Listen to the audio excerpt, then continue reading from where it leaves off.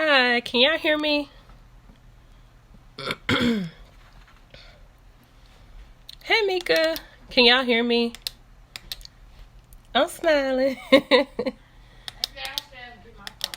Ma'am. Please go get my phone. Okay, I'm on live, but y'all. Okay, I go get it. Okay. Can y'all hear me? I just need somebody to say yes. Okay. Am I low or am I just, I'm good?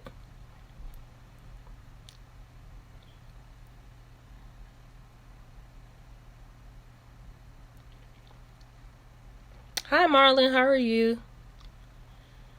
Hey, Caroline.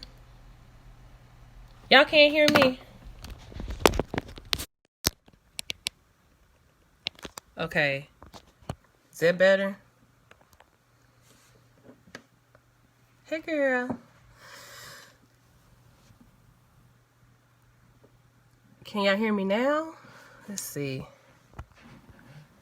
I don't know why y'all can't hear me. Oh, okay. Hey, Lise. So, as I posted a few days ago, I wasn't able to, well, unfortunately, the program that I was supposed to speak at was canceled, but I still wanted to, I don't know, y'all can't hear me. I wanted to go ahead and, just present my message that I had, to you all. Let's see. If I hold it up, can y'all hear me better?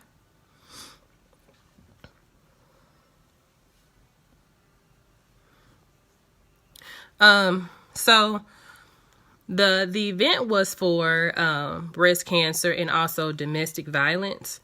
And so I thought about it, talked to God about it, and I said I wanted to do the book of Esther.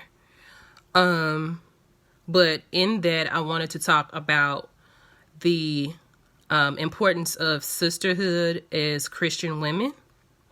I mean, it can go as far as with men as well, but because it was for women, I felt like that was a good topic to speak on. So I'm just going to tell like a summed up quick story of the story of Esther.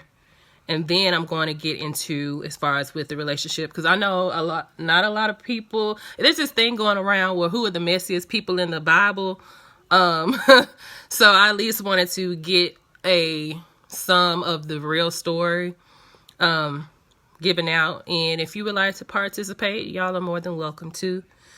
So the book of Esther, you can't hear. I'm sorry. Let's see. Y'all can't hear me?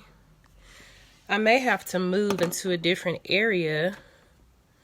So let me try to move into a different area. And it may just be the service that I have out here. Oh, okay, y'all can. But turn y'all phones up, because it's not me. Okay. So,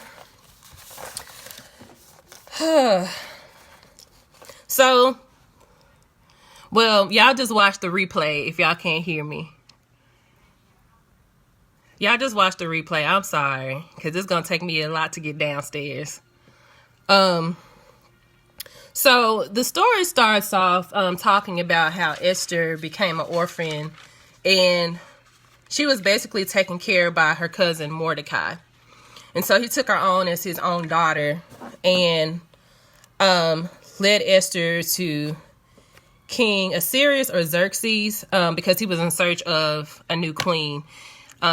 He didn't care for his first boo thing because she wasn't doing what he told her to do. So on that, so Mordecai brought Esther to the kingdom and told her not to reveal who she is. So basically to keep her identity as a Jew away from this king. King of Persia. So what Mordecai did was he placed her out there. She was selected and he would wait on her every day. at the court at the women's house to check on her, just to check on her well-being. And so she was given a eunuch called Haggai, and he cares for the women. He's basically like a custodian, servant of King Xerxes, and she obtained favor from him. And so he readily gave her beauty preparations. She had 7 maid servants from the king's palace, and she was in the best place that the women could be placed in the women's area in the kingdom. And so it took 1 year of preparation. So it was 1 year of preparation to just be presented to King Xerxes. So she had 6 months of being lathered in oils of myrrh, and then 6 months of perfume and preparation for like the beautification thing, I guess, exfoliating and moisturizers and all of that. But she couldn't go to the king unless he sent for her. And so, and he had to call for you by name. So the first time she was in front of the king, she requested nothing but what Haggai had told her to ask for. And when she did what Haggai told her to do, she obtained favor from King Xerxes and from everyone who saw her. So everyone was like, okay, you know what? Okay, I like her. So she was like the it girl. So King Xerxes loved her more than all the other women, and crowned her as queen. So they had a feast, and Mordecai learned of 2 eunuchs on the outside planning to try to destroy King Xerxes. And so he learned of that, and he gave the message to Esther. And Esther said, okay, well, she was able to get the message to the king about these 2 eunuchs. And she gave them Mordecai's name as the one who knew about the whole setup. And so the king, at this time, he had appointed a guy named Haman. And he was above all the princes and all of that. But the one thing that Haman had a hang up on was that Mordecai would not bow down to him. Everybody else would bow down to him. But he let this one man bother him so bad that he wouldn't bow down to him. And then he found out he was a Jew. So he was like, oh, okay, so you're a Jew. Cool. So he wanted to destroy all the Jews because Mordecai was a Jew. So he goes to the king and he's like, there's some people out there that don't follow your laws. And I want to ask for a decree so we can destroy them. So the king allowed it. And he was like, okay. So he gave him his seal. And so the seal is basically like a fingerprint, you could say, because each king had his own seal. And so that seal, if it goes out to all the other nations, they're going to know, okay, that's King Xerxes' seal. And he said it is so. And so there's no other way to stop a decree unless he posts another decree and puts his seal on it. Y'all can help me out if I'm missing anything, but I'm trying to just get through it kind of fast. So Mordecai heard about the whole decree trying to destroy his people, and he cried out. He tore his clothes. He put on sackcloth and ashes and cried out. And so the Jews did this as well as fasting. So Esther tried to send out him some clothes and everything, and he just wouldn't take it. He's like, no, this is a desperate time. This is a time where we need to cry out.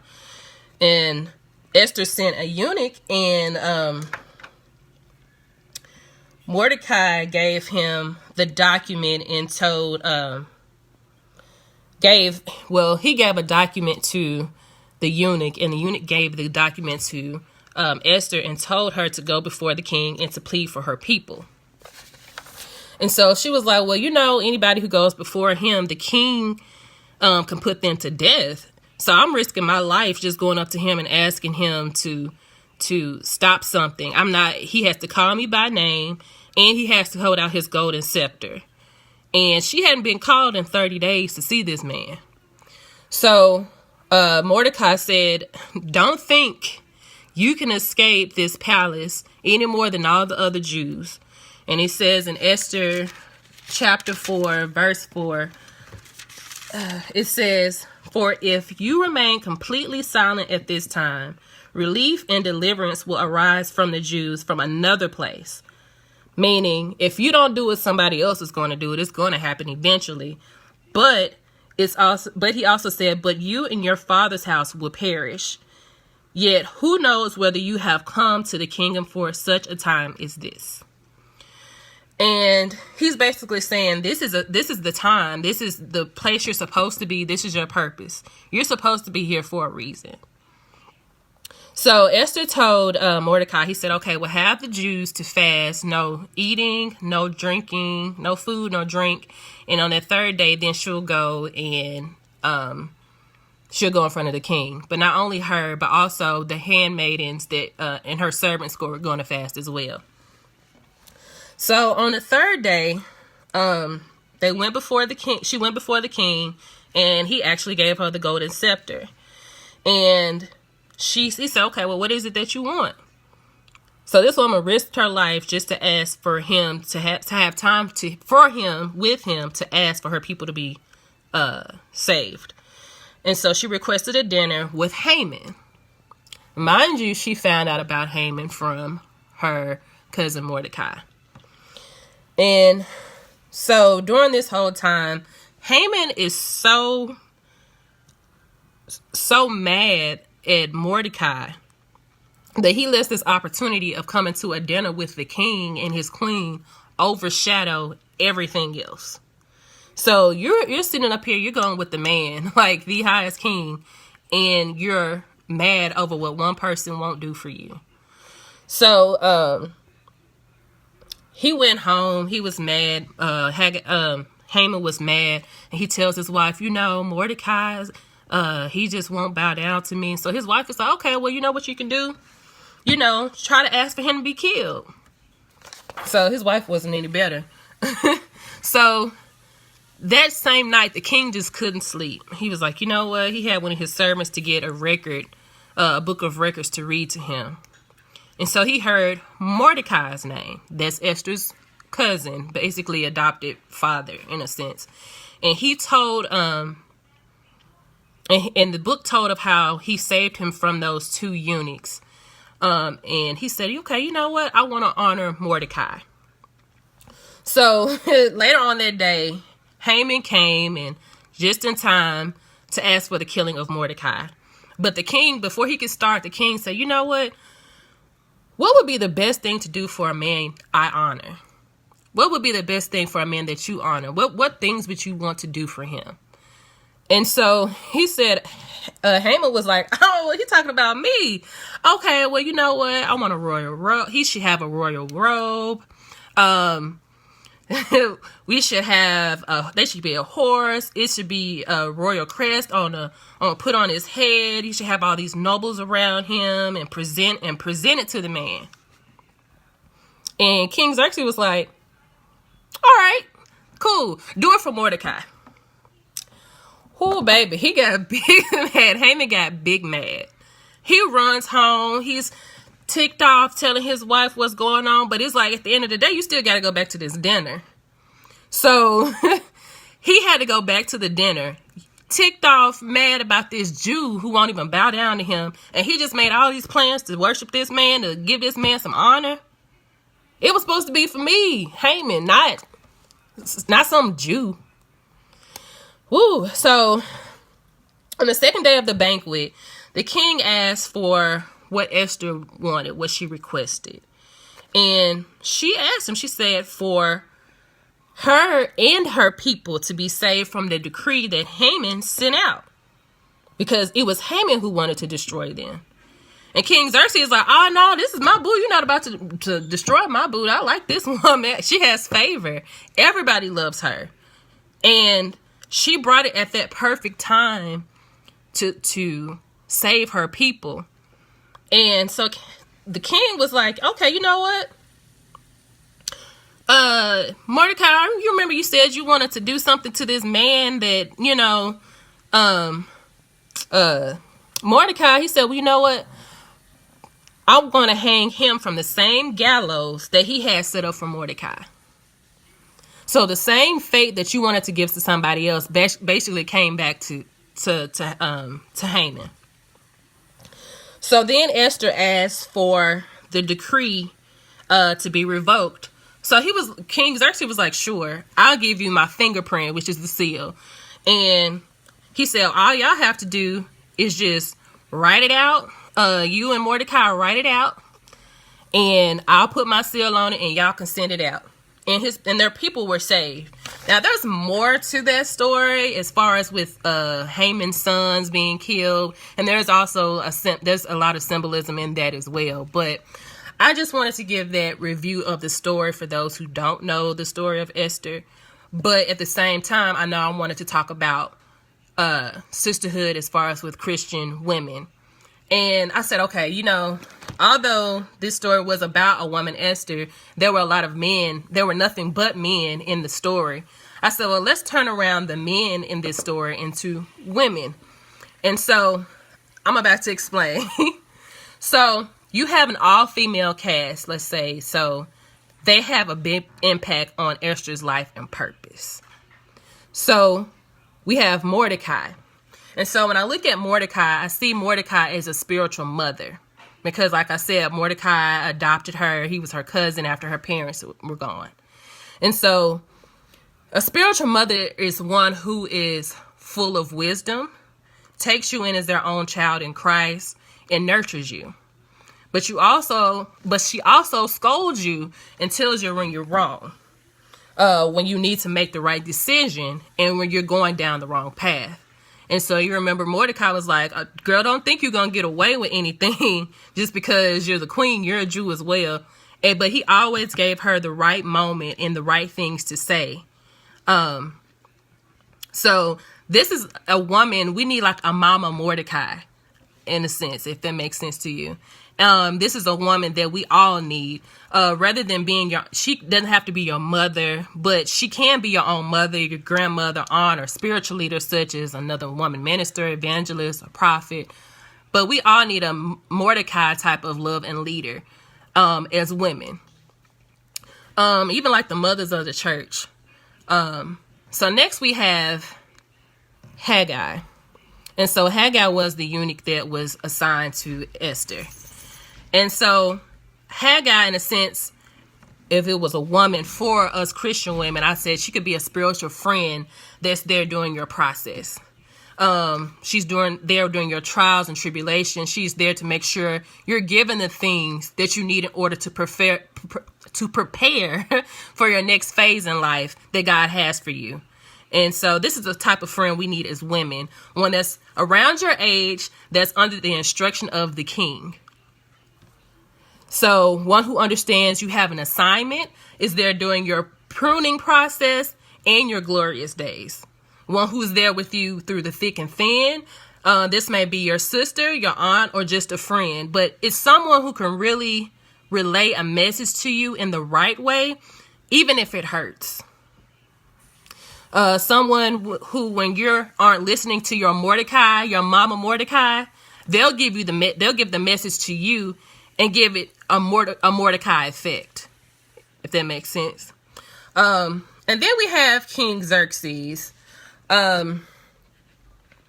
So when I think of King Xerxes, I think of God, a leader of the people, a God of many nations, a God who gives his stamp of approval on any and everything that happens in your life, a God who gives favor, a God who protects his own, and a God who will make his own who are exiled and who are constantly under attack, and the devil is trying to destroy, rulers over many. A savior to his chosen. And so next we have Haman. See, we have Haman. So we're going to say like a girl Haman. This is the enemy. Your co-worker, your siblings, even your parents, your extended family members, church members, anyone who's on a mission to destroy you. your muse, but at the end of the day, they're still your muse, your inspiration, and your footstool. And I'm going to explain that as well. Now, this is the type of person who will try to make things hard for you, destroy your reputation, your mental stability, and your livelihood.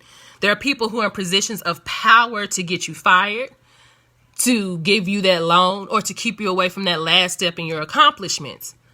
But this is also the person who will prepare you for the throne.